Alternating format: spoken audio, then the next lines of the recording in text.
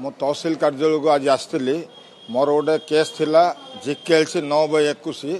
सेटा RDC order होता 2024 रे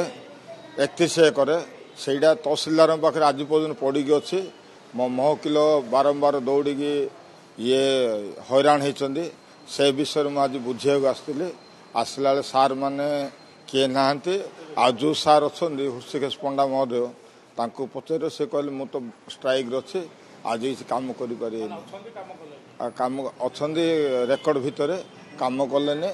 आ से कहले मुझे बुझी बहुत दुखर विषय राजस्व कमिशन दक्षिणांचल आदेश कार्यकारी करने को 1 वर्ष ऊर्ध्व है तो आम कौन आशा करूँ हुए तो यही कार्य मु भावुँ जो घटना घटुची यही बोधे निर्यातित ही कौन किसी होता पारे